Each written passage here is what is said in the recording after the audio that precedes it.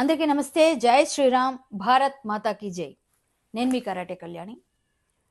జై హో పెద్దమ్మ అంటూ మేము గత వారం రోజులుగా చేస్తున్న ఈ పోరాటంలో చాలా వ్యయ ప్రయాసలు కోర్చి చాలామంది వచ్చి పాల్గొన్నారు. కష్టాలు కన్నీళ్ళు అన్నిటి మధ్య అమ్మవారి గురించి చాలా గట్టి ప్రయత్నాలు చేస్తున్నాం. అక్కడ అమ్మవారిని తిరిగి పునఃప్రతిష్ఠ చేసుకోవాలి అని అమ్మవారి గురించి ప్రతి భక్తుడు ఆందోళన చెందుతున్నారు. ఈరోజు మనకే రక్షణ లేని, ఈ స్త్రీలకే రక్షణ లేని ఈ ప్రభుత్వంలో అమ్మవారికి ఉంటుంది అనుకోవడం చాలా భ్రమ అనే విధంగా పోలీసుల తీరు కానీ అధికారుల తీరు కానీ కనిపిస్తోంది. మొన్న శ్రావణ మంగళవారం నాడు అమ్మవారికి బోనం సమర్పించుకోవాలి, అమ్మ బోనం అందుకుని దీపం వెలిగితే అమ్మ పునఃప్రతిష్ఠ అవుతుందనే ఒక నమ్మకంతో ఆడపడుచులుగా చాలామంది అనుకొని బోనం తీసుకెళ్లాలనుకున్నాం. ముందుగానే పిలుపునిచ్చారని మాధవీలత గారిని అరెస్ట్ చేసేశారు. ఇలా కొంతమందిని అరెస్ట్ చేసేస్తున్నారు. అందుకే నేను ఎటువంటి వీడియోలు చేయకుండా డైరెక్ట్గా సమయానికి వెళ్ళి బోనం ఎత్తుకోవాలని భీష్మించి కూర్చుంటే మిగిలిన ఎంతో మంది భక్తులతో చాలా వచ్చారు. ఆ భక్తులు అందరం కలిసి బోనం ఎత్తుకొని నేను, రాధామనోహర్ స్వామి, ఇలా కొంతమంది స్వామీజీలు కూడా వచ్చారు, శివరద్ద స్వామి, అందరం కలిసి బజరంగ్ దళ్ విశ్వ హిందూ పరిషత్ కార్యకర్తలు, పిల్లవాళ్ళు, మన హిందుత్వవాదులు చాలామంది వస్తే అందరం కలిసి బోనం ఎత్తుకొని వెళ్ళాం. బోనం ఎత్తుకొని వెళితే పోలీసులు మమ్మల్ని చాలా అంటే ఒక విధంగా హేయనీయంగా చెప్పడానికి కూడా లేకుండా, బోనం ఎత్తుకుంటే ఏమైనా దొంగతనమా అండి, లంగతనమా అండి, అదేమైనా ఇబ్బందికరమైన పనా అండి, అసలు మేమేం తప్పు చేశామని బోనం ఎత్తుకునే హక్కు మాకు లేదా? ఆడపిల్లలుగా ఇది తెలంగాణ సంస్కృతి కదా, బోనం అమ్మవారికి సమర్పించకూడదా? సమర్పించడానికి వెళ్ళిన మాకు ఒక మంచి గిఫ్ట్ ఇచ్చారు. తెల్లవారు లేచి ఆ రోజు అడ్డుకున్నారు, గొడవలైనాయి, తోశారు, తోపులాట్లు, కొట్లాటలు, ఇబ్బందులు అన్నీ ఎదుర్కొని కూడా బోనాన్ని సమర్పించాం అమ్మవారికి. కానీ తెల్లవారు లేచేసరికి నాకు ఈ గిఫ్ట్ వచ్చింది. ఈ గిఫ్ట్ ఏంటంటే FIR, చూసారా, చూడండి. FIR, ఈ FIRలో ఎన్ని సెక్షన్లు పెట్టారు తెలుసండి? మహా అయితే 1 2 3 4 5. ఇక్కడ మాత్రం నా పైన ఉన్న FIRలో, నా పైన ఎందుకన్నా చెప్తా, మా పైన అయింది. కానీ మెయిన్ 25-26 మంది అయింది అనుకోండి. ఒక 12 మంది 13 మంది పేర్లు తెలుసు అనుకుంటే పెట్టారు, లేదా 100 మంది అంటే అదర్స్ అని రాస్తారు, అది మీకు తెలుసు. సో ఈ FIRలో నా పైన ఎక్కువగా ఎందుకు అంటే, మగవాళ్ళ కన్నా ధీటుగా పోరాడుతుంది ఈమె.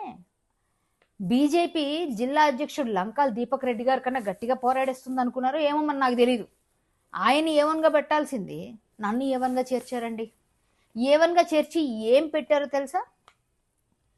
121 by section BNS sections, 121 by sub class 1 ఒక సెక్షన్, 191 సబ్ క్లాస్ 2 రెండో section, 191 sub class 3, 195 sub class 1, 132 by 351 sub class 2, ఇంకా 324 sub class 4, 79, 126 by sub class 2, 329 by sub class 3, 292 and 61 sub class 2,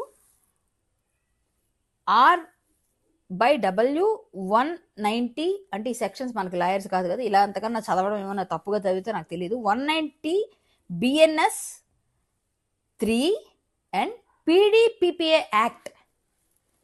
ఏంటండి ఈ యాక్ట్లు? ఏంటండి 12-11 సెక్షన్ల కరాటే కళ్యాణి అంత దేశద్రోహం చేసిందా? అంత ఇబ్బంది పెట్టిందా పోలీసుల్ని? అంత భయపెట్టేసిందా వ్యవస్థని? ఇంతమంది కలిసి వెళితే మా అందరిపైన కేసులేసి A1 ఎవరు అంటే కరాటే కళ్యాణి, తర్వాత A2 లంకాల దీపక్ రెడ్డి గారు, A3 మహేష్ యాదవ్ బజరంగ్ దళ్ అబ్బాయి, తర్వాత విశ్వ హిందూ పరిషత్ బజరంగ్ దళ్లో ఉండే అబ్బాయి, తర్వాత ఏమో A5 రాధా మనోహర్ స్వామి, A4 జీవన్ రెడ్డి గారు, ఇలా కొంతమందిని పెట్టి మొత్తం రుద్రబ్రహ్మం గారు ఎవరు వచ్చారు అందరిపైన వేసేసారు కేసులు. చాలామంది పేర్లు ఉన్నాయి ఇందులో. వీళ్ళందరినీ మొత్తం నేను లీడ్ చేసి నడిపించినట్టుగా A1 నన్ను పెట్టారు. అంటే బోనం ఎత్తుకుంటే కేసులు, బోనం ఎత్తుకుంటే ఇలాంటి గిఫ్ట్లు, ఇన్ని సెక్షన్స్. అంటే ఏంటండి దీని అర్థం? PDPP యాక్ట్ అంటే మామూలుగా కూడా ప్రభుత్వ ఆస్తులను ధ్వంసం చేశారండి. ఓకే, వాళ్ళు ఎవరో వెళ్ళి పిల్లలకు తొందరపడి గాయపడి, అందులో కరాటే కళ్యాణ్ ఎక్కడ లేదే ప్రభుత్వ ఆస్తులు ధ్వంసం చేసేదానిలో. కానీ నా మీద అదే కేసు పడ్డది. ఇంకా మేము మారణాయుధాలు కలిగి ఉన్నామని కూడా ఒక సెక్షన్ ఉందట ఇందులో. మారణాయుధాలు అంటే బోనం ఎత్తుకుంటే బోనం ఏమైనా మారణాయుధం అండి, లేకపోతే నేను ఎవరిని కొట్టానో ఎవరిని మారణాయుధాలతో ఉపయోగించి కొట్టడానికి వెళ్ళానో నాకు తెలియదు. అది కూడా ఉంది. మమ్మల్ని కూడా కడుపులో గుద్దారు, కాళ్ళలో అక్కడిక్కడ తన్నారు, ఇవన్నీ జరిగాయి. నాకు బ్లడ్ వచ్చింది, నేను కూడా చాలా చేయాలి. కానీ పోలీసులు ఇంత ఘోరంగా మాట్లాడుతూనే మా మీద ఇన్ని కేసులు. ఒక కేసా 2 కేసులా? అంటే ఈ ప్రభుత్వం కూలిపోతుంది, ఈ ప్రభుత్వం అనుభవిస్తుంది, అమ్మవారితో పెట్టుకున్నారని అన్నందుకు శాపనార్థాలు పెట్టామా, బాధపడ్డామా, అమ్మవారితో ఎలా అయినా నిలుపుకోవాలనుకున్నందుకు ఇంత ఘోరమైన సెక్షన్స్ పెట్టి రెండోసారి పోరాటానికి వెళ్లకుండా మమ్మల్ని నిర్బంధిస్తున్నారు.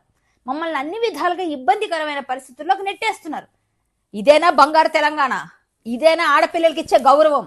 ఇదేనా మీ తాలూకా దమ్ము, ధైర్యం? అమ్మవారిని ఎలాగోలాగా నిలుపుకోవాలని మేము చేసే ప్రయత్నం మా రైట్ కాదా? మాకు ఆ రైట్ లేదా? మా బీజేపీ ప్రభుత్వం, మా బీజేపీ శ్రేణులందరూ కూడా ఈ ఫైట్ చేస్తున్నారు. వేరే వాళ్ళు ఎవరు రారు. ఎందుకు వస్తారు? రారు. ఇదేమైనా రాజకీయం ఆట కాదండి. మేము నిజమైన భక్తులుగా మేము వెళ్ళి ఖచ్చితంగా ఫైట్ చేస్తున్నాం. ఆ ఫైటింగ్కి మీరు ఇచ్చే గిఫ్ట్లు ఇవా గిఫ్ట్లు 1, 2, 3 సెక్షన్స్ పెడతారు, 10, 12 పెట్టి భయపెట్టడం కాకపోతే ఏంటిది? మీరు ఏమనుకుంటారు మా గురించి?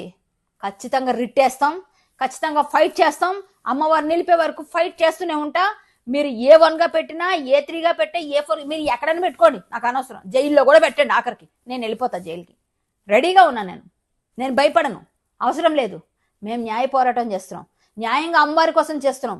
అమ్మవారిని నిలుపుకుంటాం, అమ్మవారిని ప్రతిష్ఠ చేస్తాం, ప్రాణ ప్రతిష్ఠ చేసి అక్కడ సంబరం చేస్తాం. అక్కడ మళ్ళీ పోతురాజులతో ఆటలు ఆడతాం. మా అమ్మవారు మాకు అనుగ్రహం ఇస్తుంది. ఎవరైతే ఇంత ఇబ్బందులు పెడుతున్నారో ఆడపిల్లల్ని, తెలంగాణ గవర్నమెంట్ ఇది కరెక్ట్ కాదు. మరొక్కసారి ఆలోచించుకోండి. మా పెద్దమ్మ తల్లి మిమ్మల్ని ఎవరిని వదలదు.